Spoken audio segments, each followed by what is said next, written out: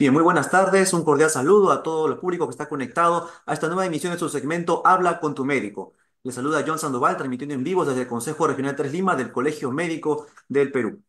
Bien, el número de casos de cáncer en adultos jóvenes menores de 50 años, cáncer de colon, se ha incrementado de manera preocupante en los últimos 10 años. El consumo quizás excesivo de grasas, de carbohidratos, consumo de tabaco, alcohol, etcétera, sedentarismo, ha provocado que cada vez más hombres y mujeres sean diagnosticados con esta enfermedad, la cual en estadios iniciales se puede combatir con éxito. Este 31 de marzo precisamente se conmemoró el Día Mundial contra el Cáncer de Colon, con el objetivo de concientizar sobre la prevención, diagnóstico y tratamiento de este tipo de cáncer. Y justamente en este segmento contribuiremos con este objetivo. Tenemos la presencia del doctor Ricardo Rómulo Paredes Pascual. Él es médico oncólogo del Hospital de Emergencias de Villa El Salvador, a quien damos una cordial bienvenida a este segmento. Bienvenido, doctor. ¿Qué tal? ¿Cómo están? Buenas tardes. Muy amables por la presentación y la invitación. Muchas gracias, doctor, por su presencia y también recordamos al público que pueden dejar sus consultas durante la transmisión para que podamos trasladarla a nuestro especialista y corresponder cada una de ellas. Bien, doctor, empezamos entonces este importante tema. Por favor, inicialmente, explíquenos qué es el colon, cuáles son sus funciones principales y cómo es que llega al cáncer de colon. Sí, el colon es un órgano intestinal, es la parte final de los intestinos. Él es el intestino grueso, como aprendemos todos en el colegio, y es la que se encarga de absorber, sobre todo el agua, el líquido que va quedando propio de la transformación de la digestión. Y algunos minerales, algunas vitaminas necesarias, parte del proceso de la digestión y son nutrientes que también nosotros necesitamos. En el colon es natural tener algunas bacterias propias de nuestra flora intestinal que ayudan a la parte metabólica y ayudan al proceso natural de la digestión.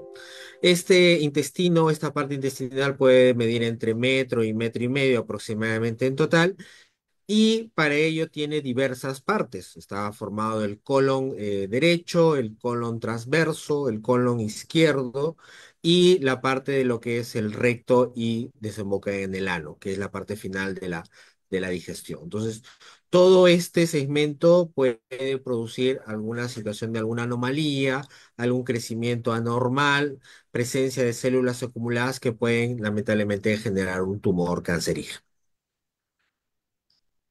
Bien, doctor, ¿y por qué se genera esta enfermedad? ¿Cuáles son las causas o qué tipo de factores aumentan el riesgo de tener esta enfermedad? Sí.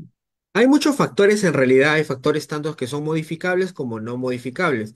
Los no modificables están relacionados a la situación herencial, de repente a la presencia de algún tipo de gen ya establecido en la persona, como parte del arrastre de repente de una situación familiar. Eso es en realidad un porcentaje un poco bajo, pero por lo general está relacionado a hábitos de vida que tenemos de manera no adecuada, el hecho de no consumir alimentos adecuados, grasas muy saturadas como hay ahora, comida chatarra, tomar menos cantidad de agua o líquido, el mismo hecho de fumar, el alcohol, ¿no? El tabaco, como estaba mencionando, ¿no? O inclusive el hecho mismo de repente no hacer una adecuada evacuación, ¿no? Pues generalmente pacientes que son estreñidos puede condicionar unos como factores para que pueda generar un tumor de colon, ¿no? Y justamente, doctor, he iniciado al menos el segmento dando este dato, ¿no?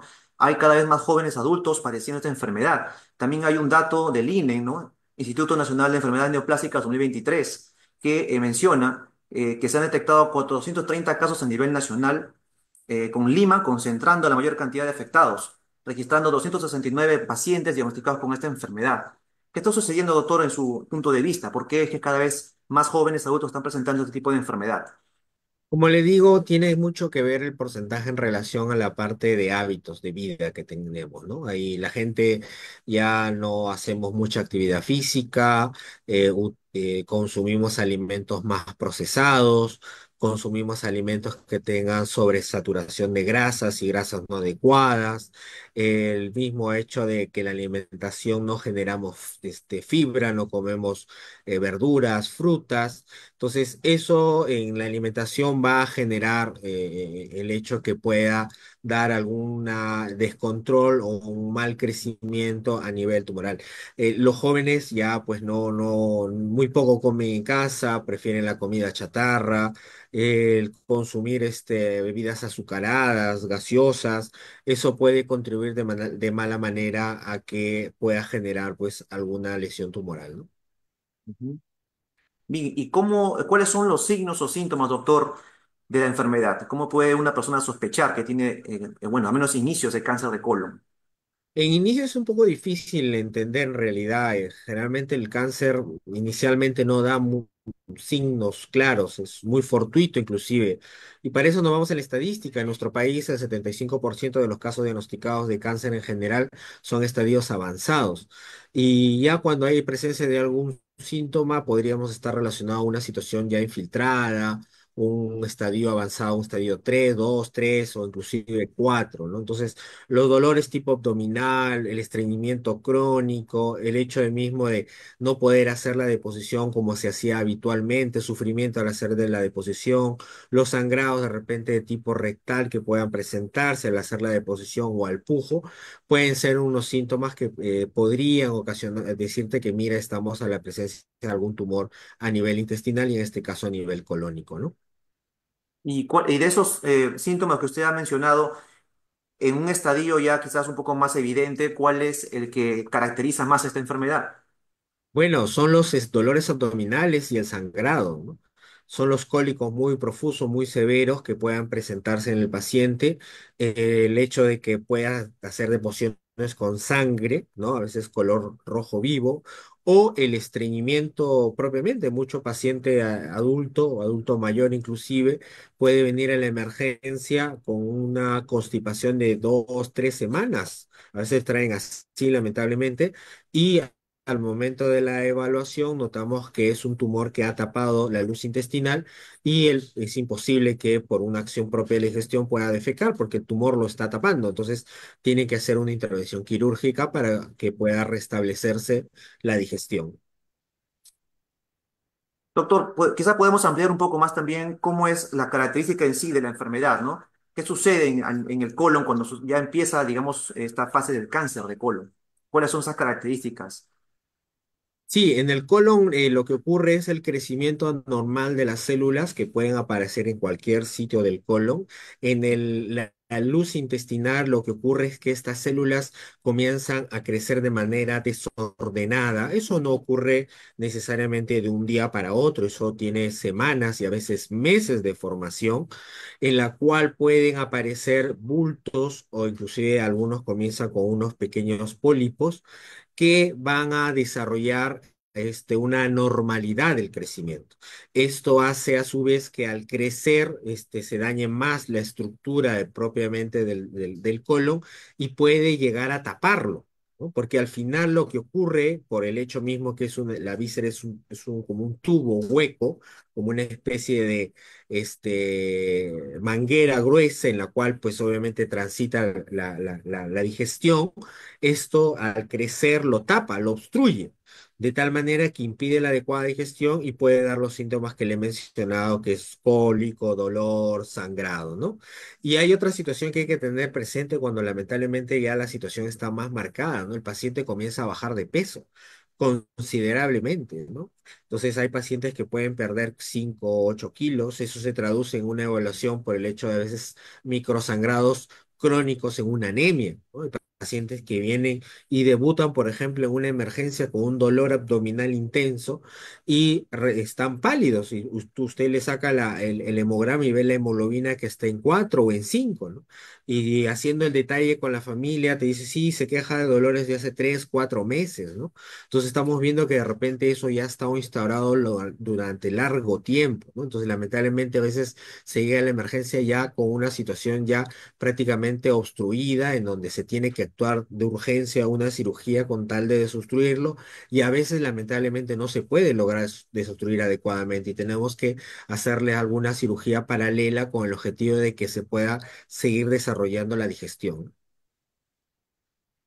Muy bien, doctor. Hay un comentario de público, Inés Mesa Ramírez. Los primeros signos y síntomas, consulta. Bueno, ya lo acaba de mencionar, ¿verdad?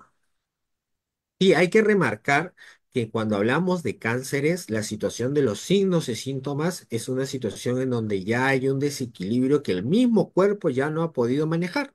Porque en cáncer, y yo a veces les comento a los pacientes, no es como otras enfermedades, no es que porque me duele aquí recién empezó. O sangró aquí, recién empezado hace 2 días, recién me salió hace 2 días cáncer. No es así. Por eso es importante recalcar el hecho de que tenemos que hacer prevención, porque es de manera adecuada, de manera pronta, a detectar que de repente hay alguna anomalía, un mal crecimiento, una lesión tumoral, que podamos actuar antes que nos parezcan los síntomas, ¿no?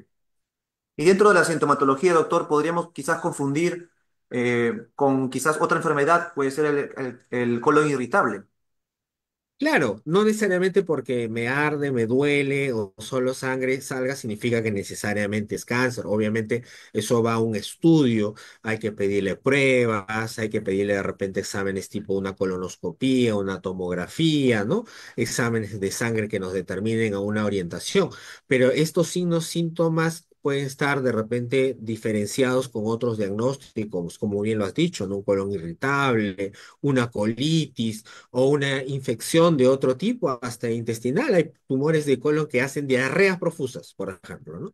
No se obstruye, pero hacen diarreas profusas, ¿no? Entonces, a veces dicen, no, está con diarrea, está con una infección, pero ve, está 4 o 5 meses con lo mismo. Entonces, hay otras, obviamente, enfermedades que hay que determinar si tal signo está relacionado, ¿no? No, no es una situación única en lo que hemos mencionado.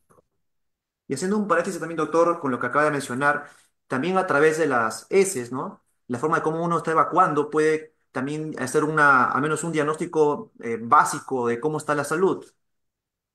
Sí, esa es una manera en realidad, va en función mucho de la parte final del colon, ¿no? Entonces, si de repente, como te comentaba, este colon que viene a ser una víscera hueca, como una especie de manguera o tubo, que va a ir cerrándose porque el tumor va a ir tapando el tubo, por ende, la conformación de las heces pueden salir con de repente un calibre más disminuido, ¿no? Si alguien tenía antes vistosidad de ver sus heces formadas de un calibre grueso, y ahora nota que es más delgado con mayor pujo, podríamos estar pensando que de repente eso está porque algo lo está tapando, no lo está dejando salir, y obviamente por la misma forma de la materia fecal hace que se restrinja su conformación y tenga que salir según el espacio u orificio que se le deje, ¿no? Entonces, eh, puede estar relacionado. Por eso es importante que acudan al médico, es importante que todas esas dudas podamos nosotros de repente absolverlos en una atención en la cual que individualizarlo a la persona podamos definir si es un diagnóstico relacionado a cáncer o no. Doctor, ¿y qué tipo de exámenes? Bueno, ha mencionado yo algunos, pero para poder quizás ampliar un poco más, ¿qué tipo de exámenes se realizan para su diagnóstico? Sí, para el diagnóstico de por sí, lo principal es hacer una colonoscopía. La colonoscopía viene a ser un equipo especial que se introduce por el intestino grueso con el objetivo de mirar por dentro cómo está el intestino y ver si de repente hay alguna estructura en la cual puede generar un crecimiento de un bulto, una lesión o un sangrado, ¿no? Entonces, la colonoscopía ingresa hasta toda la conformación del colon, de lo que hemos conversado, y de manera despacio, obviamente, con un analgésico, con un sedante previo que le pone el anestesiólogo o el gastroenterólogo, va a permitir por una cámara en un equipo que se tiene aparte, se puede visualizar si es que de repente hay formación de algún bulto, ¿no? Y ubicamos dependiendo dónde está el bulto y determinamos si de repente el tumor está en un lado ascendente, transverso, descendente o derecho o izquierdo, ya anatómicamente lo vamos definiendo para saber obviamente qué hacer después, ¿no? Y Eh, el otro examen que nos ayuda como complemento viene a ser la tomografía. La tomografía nos permite también identificar el bulto a nivel del colon, en la zona intestinal gruesa, y sobre todo en cáncer nos ayuda a definir la situación en la cual si ese tumor solo conlleva una situación local o es que también hay una conformación a otros órganos que haya sido afectado, ¿no? Muy popular el hecho de que se dice que al cáncer de colon le gusta invadir el hígado. pues nosotros siempre pedimos una tomografía para ver si de repente no ha hecho las famosas metástasis en el hígado, ¿no? En la cual eso también conlleva a definir la situación del paciente y el pronóstico y qué cosa vamos a tratar, ¿no? ¿Estos exámenes pueden variar de acuerdo al estadio de la enfermedad? En realidad se plantean los exámenes de una manera estándar con el objetivo de definir primero el estadio. Se hace una colonoscopía, si se encuentra, por ejemplo, un tumor en el colon ascendente o colon derecho, a través de la colonoscopía se toma una muestra, una biopsia. Esta biopsia me va a decir que de repente es un cáncer, un carcinoma o adenocarcinoma. Entonces pido las tomografías correspondientes de estadiaje. Defino si de repente ha hecho metástasis en el hígado, en el pulmón, en los huesos. Para eso pido la tomografía de todo el cuerpo. Puedo pedir algunos marcadores tumorales también como parte del complemento, que son unas muestras de sangre, para poder definir la activación que pueda presentar a nivel proteínas, a nivel celular, y a nivel sanguíneo. Y una vez definiendo el estadio del cáncer, el cáncer sabemos que va desde 0, 1, 2, 3 y hasta 4, vamos a definir qué tratamiento se va a dar. Entonces, el diagnóstico va a partir por la biopsia, la colonoscopía, la tomografía, definimos qué estadio está y según ello le decimos al paciente tal tratamiento debemos hacer según cómo está su enfermedad, según su estadio. La colonoscopía suele ser, bueno, como suele ser un poco invasiva, de repente puede ser una de las razones por las cuales el porcentaje que mencionamos al principio de personas menores de 50 años quizás no se suelen realizar, quizás por ese rechazo de querer a realizarse ese examen, ¿no? Sí, es difícil la situación de la colonoscopía porque hay que ir un preparado previo que a veces demora 1 o 2 días. Tiene que ser un colon en la cual se haya limpiado de las heces propiamente de la zona para que vaya adecuadamente el colonoscopio a fijarse todas las paredes de lo que queremos observar del colon para ver si no se nos escapa ningún sitio donde de repente había el crecimiento del tumor. En realidad, la situación de la colonoscopía va en función más que todo también por el acceso. Es un poco difícil a veces conseguir los equipos, por ejemplo, en la parte pública.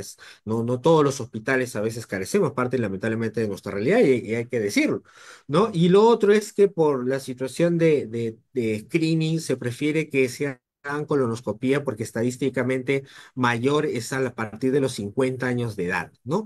Habías mencionado que lamentablemente pues hay personas jóvenes que sí podrían tener un tumor de colon. Mucho está relacionado, como hemos conversado, a los tipos de hábitos y parece que eso en los próximos años ya no va a ser 50 lo que se quiera, va de repente a bajar 45 o 40 años. Esa es la tendencia. Y lo otro es que hay un porcentaje de pacientes pequeños que va en relación, como comenzamos hablando, de una situación genética, ¿no? Hay síndromes relacionados de cuestión familiar, que es un porcentaje menor, 5 a 7% en realidad, pero que sí se contemplan porque a veces he tenido pacientes relacionados, por ejemplo, al síndrome de Lynch o poliposis familiar menores de 35 años, ¿no? Entonces, allí hay que tratar de manejarlo de otra manera, su accionar es más rápido e inclusive más agresivo al manejo por el hecho mismo de que pueda ser más fatal en el paciente. Entonces, cuando más joven es el paciente y pueda tener de repente un tumor cancerígeno, la situación del pronóstico es más difícil de poder manejarlo porque implica una mayor actividad y una tan prontitud de que el tumor quiera desarrollarse y proliferar dentro del cuerpo del paciente. Si hay antecedentes hereditarios, como menciona, ¿a partir de qué edad se deben ya realizar este tipo de exámenes y qué tan frecuente? Bueno, en realidad establecen mayor de 30 años de edad, algunas guías establecen mayor de 25 años de edad, ¿ok? Es un poquito, a veces un poco variable, pero sí hay que tener presente que este tipo de pacientes con situaciones, por ejemplo, como poliposis familiar, en ellos hay que estar, inclusive hay discusiones de hacer colonoscopía a veces hasta anualmente. Ok, de eso estoy hay una controversia, a veces establece solo algunos 3 años, pero en realidad la idea es evaluarlos anualmente para ver si hay crecimiento de alguno de las lesiones tipo pólipos puedan transformarse en un cáncer, ¿no? Algo que también caracteriza a ese tipo de enfermedad son la formación de pólipos. ¿Cuándo los pólipos pueden degenerar en cáncer? ¿O todos los pólipos pueden Y degenerar en cáncer? no. Hay pólipos que son benignos, son hiperplásicos solo de crecimiento, y hay otros pólipos que son adenomatosos o que tienen tendencia a ser carcinoma. La única manera de definirlos es entrando a hacer una colonoscopía y sacarlos, ¿no? Entonces, eso en realidad se va a ver a través de un resultado anatomopatológico, que es llevar la muestra hacia el laboratorio para poder verificar si realmente es algo relacionado a cáncer, un precáncer o simplemente es un hallazgo benigno, ¿no? Ujú. ¿Qué tipo de tratamientos se realizan actualmente, doctor? Bueno, los tratamientos han mejorado en la línea del cáncer en los últimos prácticamente 5 a 7 años. Eh, Sigue la situación que en cáncer, cuando se encuentra un tumor de colon, lo primordial y lo mejor es tratar en el estadiaje, ver la posibilidad quirúrgica. Los estadios tempranos es tratar de extraerlo, es hacer una colectomía radical parcial, y el objetivo es retirarlo junto con los ganglios que podrían estar afectados. En el caso que ya el tumor haya sido avanzado y que de repente no se pueda operar y lamentablemente haya sido una situación que haya infiltrado paralelamente otro órgano sin hacer necesariamente una metástasis, implica darle un tratamiento previo tipo quimioterapia con el objetivo de tratar de reducirlo y tratar en una segunda intención operar. Hay otro tipo de pacientes de donde lamentablemente ya se les ha encontrado con metástasis en múltiples sitios. En esos pacientes se podría plantear alguna resección o cirugía de manera paliativa, porque la idea al final, lo que queremos es que el paciente conserve el mecanismo nutricional que implica en la comida por la boca, la digestión por la vía digestiva, intestinal y obviamente evacúe. Toda esa funcionalidad se tiene que tratar de cubrir. Pero en este tipo de pacientes que pueden haber algún tumor de repente en donde bloquea alguna zona, pero que hayan hecho metástasis, se puede hacer alguna cirugía paliativa paralela con el objetivo de que se cumpla de manera alternante ello, pero implique que todavía siga quedándose tumor porque a veces está muy arraigado, se ha impregnado en las paredes y es difícil y ha hecho metástasis y es más difícil manejar. Ese tipo de pacientes, por ejemplo, se le induye con quimioterapia, se le da ahora tratamiento ya biológico dirigido, se hace estudio inclusive genético para definir si hay algunas mutaciones que nos permitan identificar algún producto específico según el tipo de mutación o según el tumor que se pueda presentar en el paciente. Y ahora está la apertura, bueno, hay ensayos clínicos, pero ya inclusive unos están aprobados, el manejo de la famosa inmunoterapia que ahora se está manejando en varios cánceres en colon también, siempre y cuando cumplan ciertos requisitos relacionados a la positividad para este, ¿no? Ujú. Le traslado unas consultas. ¿Qué Sí. tiempo duran los tratamientos? Bueno, y quizás puede variar de acuerdo al tratamiento, ¿no? ¿Qué tiempo duran los tratamientos y si deja secuelas? Sí, los tratamientos son largos, ¿no? De por sí una cirugía generalmente puede durar 4 o 6 horas, pero va al hecho de la recuperación. Puede demorar 3, 4 meses, perdón, 3 o 4 semanas en reparar para que de repente podamos seguir.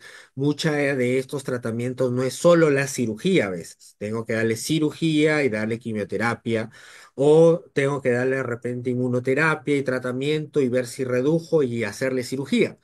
O hay pacientes que de repente le vamos a hacer una cirugía paliativa, le damos tratamiento oncológico, quimioterapia, inmunoterapia y vemos que las metástasis han reducido, pero han quedado localizadas en el hígado de un solo sitio. Entonces hacemos otra cirugía, pero para sacar esos tumores del hígado. Cada caso es individual, ¿no? De manera general es lo que obviamente estoy comentando, pero de por sí, sí los tratamientos son largos. Inclusive el manejo de quimioterapia se puede dar hasta 6 meses, 8 meses, ¿no? Dependiendo obviamente la resistencia y la tolerancia también del paciente, ¿no? La verdad es que es de largo aliento, ¿no? Y hay que entender a nuestros pacientes porque es un gran sacrificio estar permanentemente en una situación de terapia de cáncer que implica pues la abolición del trabajo, la actividad misma, la familia, ¿no? Entonces son bastantes semanas, meses que lamentablemente se tiene que sufrir con los manejos y tratamientos que se dan. Sí, doctor. Bien, otra consulta. ¿Qué pasa con pacientes que consumen antibióticos? Tiene un factor Sí, que puede generar inflamaciones, ¿o sí, no? el hecho de usar el exceso de antibióticos y no prescritos adecuadamente pueden alterar alguna posibilidad de la misma flora bacteriana. Esta flora bacteriana de nosotros se ha demostrado que es una situación protectora y tiene una acción también inmunológica. Entonces, en muchos de los casos podría condicionar a que no haya una buena reparación o una buena receptividad para poder identificar algunas lesiones cancerígenas que podrían estar proliferando y que a veces el cuerpo mismo trata en lo posible de disminuir, pero cuando ya se ve invadido por ello, lamentablemente es difícil de manejarlo, ¿no? Si he tenido un cáncer de colon, mis hijos deben hacerse una colonoscopía. Es otra consulta. Sí, si el papá, mamá han tenido cáncer de colon, se dice que si lo han detectado, por ejemplo, a los 50 años, a los hijos deben hacerlo desde que tengan 40 años, 10 años antes de lo que se diagnosticó al papá o a la mamá. Ellos tienen que hacerse su colonoscopía. Algunas escuelas salen de cada 3 años, otros cada 5 años. Yo sugiero hacerlo cada 3 años para poder tener claro de que no, la lesión no está regresando. Lamentablemente a veces hay pacientes que sí, pues papá ha tenido cáncer de colon, hijo ha tenido cáncer de colon. Entonces, eso en realidad es un poquito también al azar, pero hay que hacer la parte preventiva para que si por A o B sale en un estadio temprano y se opera rápidamente y se soluciona cuando es temprana la lesión. Ujú. ¿Es curable esta enfermedad, doctor? Es curable en estadios tempranos. En estadios Ujú. tempranos sí es curable. Tengo muchos pacientes con cáncer de colon tratados de manera temprana que han hecho sus screening, han hecho sus exámenes preventorios, se han hecho sus colonoscopías y han encontrado lesiones pequeñas, algunos de manera fortuita porque se sacaron otros exámenes, por ejemplo, tomográficos por otro motivo y encontraron alguna lesión sospechosa, se hicieron la colonoscopía y se encontró ello. ¿Ya? Pero en los pacientes de estadios avanzados, en realidad lo que siempre buscamos es tratar de tener la mejor sobrevida del paciente en lo posible con la mayor cantidad de tiempo posible, ¿no? Lamentablemente, algunos cuando ya hacen metástasis, la situación del tiempo es corto, a veces menos de 5 años, menos de 3 años, va a depender mucho del caso y de cuán grave es la enfermedad y de cuánto la enfermedad ha tomado el paciente. En sí, doctor, también, digamos, en una consulta general, se puede decir, ¿no? ¿Cuántas veces al día una persona debe evacuar? ¿Y qué pasa con las personas que por X razones no se suelen extrañar justamente por esa razón, ¿no? Que no van al baño o a evacuar la cantidad que se sugiere que se haga al día, ¿no? Sí, la situación de la evacuación es muy individual. Cada persona tiene un ritmo evacuatorio individual. Algunas lo hacen una vez al día, la mayoría es así. Otros lo hacen 2 veces al día. Algunos lo hacen, comen y al rato van al baño. Es su manera de evacuación frecuente. La situación está a ver cuando tú tienes una frecuencia de evacuación y esta ha sido alterada. Si tú hacías todos los días y ahora lo haces cada 4 días, obviamente, ¿qué ha pasado, no? Si antes lo hacías 3 veces al día y ahora lo haces un día sí, un día no, hay que ver qué ha pasado, ¿no? Entonces, si vemos una alteración del ritmo evacuatorio, allí viene una situación de ver qué cosa está pasando, ¿no? Entonces, sí, hay personas que por el trabajo, dedicación, tratan en lo posible de no hacer la deposición, pero eso no es lo recomendable, ¿no? Porque puede generar una situación de estreñimiento provocado y sí puede generar algún tipo de lesión o laceración a nivel colónica si es una situación crónica de largo tiempo, ¿no?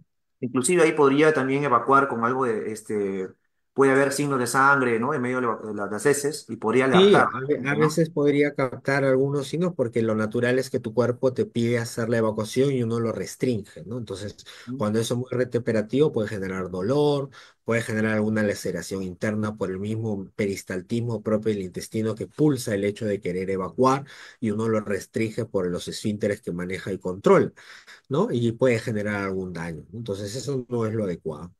De las alteraciones que mencionó también, puede presentarse quizás diarrea y después estreñimiento. Estreñimiento. Lo más usual es el estreñimiento, eso es lo más característico, pero hay Ujú, otras ocasiones en la cual, dependiendo de dónde está la lesión, sí podría estar relacionado con deposiciones diarreicas, ¿no? Porque puede estar dañando alguna parte esfinteriana propia del intestino grueso y hace que la deposición salga, ¿no? Pero es porque la lesión ha dañado esa restricción esfinteriana que tenemos, ¿no? Entonces, pero lo usual es más estreñimiento, ¿no? Es el hecho que lo tapona, tapo, disminuye, no hay un buen pasaje y por ende demora el paciente en hacer deposición. Hay sensación de pujo, sensación de que está lleno, sensación que quiere evacuar, pero no puede, ¿no?